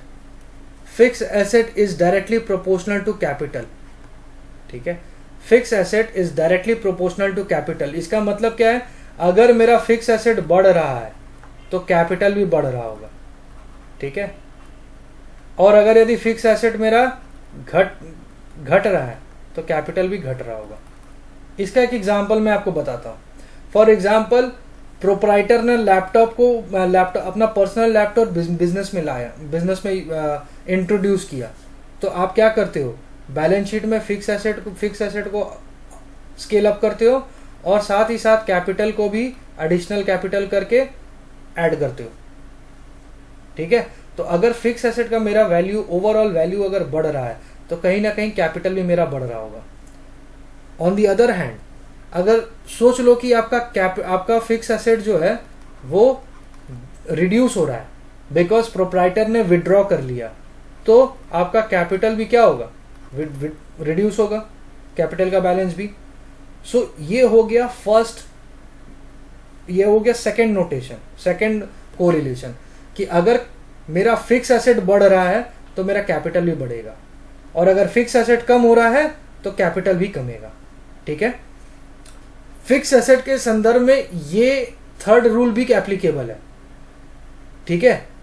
यहां पर कोरिलेशन है कि कोई भी एक एप्लीकेबल होगा, कोई भी एक, ये नहीं कि दो भी एप्लीकेबल हो और तीन भी एप्लीकेबल हो, या तो दो एप्लीकेबल होगा या तो तीन भी एप्लीकेबल होगा, लेकिन दोनों में से एक होना है।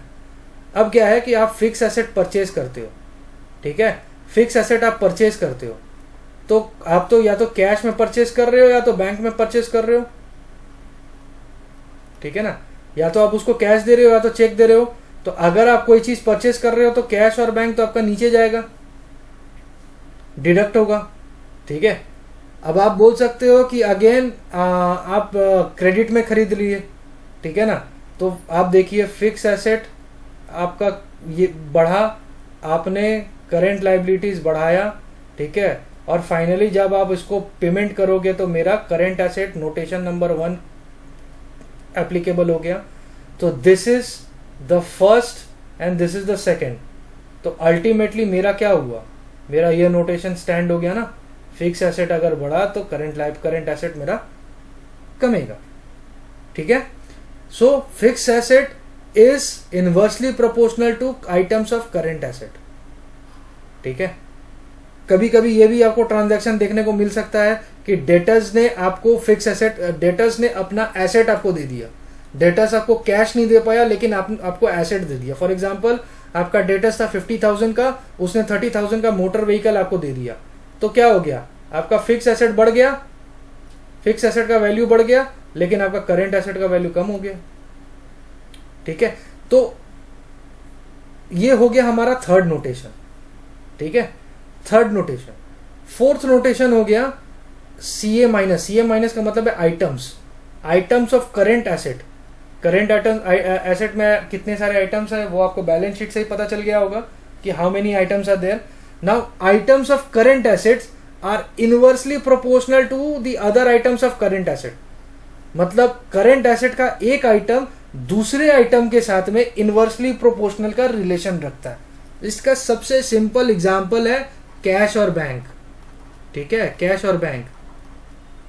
अगर मान लो कि आप कैश में डिपॉजिट कर रहे हो, कैश बैंक में डिपॉजिट कर रहे हो, ठीक है, कैश जो है वो बैंक में डिपॉजिट कर रहे हो, तो बैंक का वैल्यू तो बढ़ेगा और कैश का वैल्यू कम घटेगा, ठीक है। या तो वैसा वर्सा, अगर यदि आप कैश विड्रॉ कर रहे हो तो कैश का वैल्यू तो बढ़ गया लेकिन बैंक का वैल्यू कम हो गया। सिमिलरली अगर डेटर्स ने आपको पेमेंट किया है तो कैश का वैल्यू क्या हुआ, कैश का वैल्यू बढ़ गया लेकिन डेटर्स का वैल्यू कम हो गया, है ना। तो ये कोरिलेशन जो है, ये चार में से कोई भी एक, मैं बोल रहा हूं फिर से, चार में से कोई भी एक अग्री करेगा ही करेगा। आप बैलेंस शीट में कभी भी आप क्वेश्चन नंबर 35 या ऑनवर्ड्स आप इसको ट्राई करना, तब you will be able to get this thing. It's quietly थोड़ा सा हाई एंड है, ठीक है, और इसमें थोड़ा सा डीप थिंकिंग की जरूरत है। अगर आप इसको ग्रैब कर सकते हो तो वेल एंड गुड है, ठीक है। अगर इन केस आपको लग रहा है कि नहीं ये थोड़ा सा ज्यादा एडवांस्ड हो गया या फिर थोड़ा सा कॉम्प्लिकेटेड हो गया, देन लेट इट बी। आप इसके पिछला जो डायग्राम था जहां पे मैंने एसेट्स और लायबिलिटीज की शेयर किया था, का रिलेशन शेयर किया था, आप वहां तक ही लिमिट रखो। मैंने आपको एडिशनल नॉलेज के लिए ये कोरिलेशन दे दिया, ठीक है। अगर आप ये कोरिलेशन सक्सेसफुली आप इसको एप्लीकेबल कर सकते हो, ठीक है, then means single entry is like a cake walk. Single entry मतलब वो आपके लिए वो बच्चों का खेल हो गया, वो आप चाहो तो बाएं हाथ से भी, मतलब बाएं हाथ से या फिर योर रॉन्ग हैंड से भी आप कर सकते हो, ठीक है। जो लोग लेफ्टी है उनके लिए राइट एंड रॉन्ग हैंड हो गया।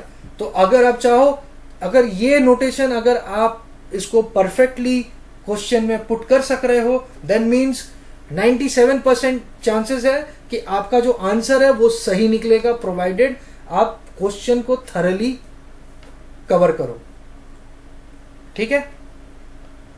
तो गाइस ये हमारा ओवरऑल ये पहला लेक्चर था। आपको लेक्चर कैसा लगा आप मेरे को शेयर कर सकते हो, ठीक है। This is the first lecture. इसके बाद भी मैं धीरे धीरे करके मैं सारे entire subject, each chapter wise chapter मैं आपके साथ शेयर करूंगा। एंड आई एम सेइंग कि all you need is just a pen, text, your book, notebook and a calculator, nothing else, ठीक है। I will try my level best to make you understand what are the concept behind every chapter, all right। मैं कोशिश करूंगा, I'll give my best work so that कि आपको benefit मिले, ठीक है। मेरा यही मकसद था। बहुत से स्टूडेंट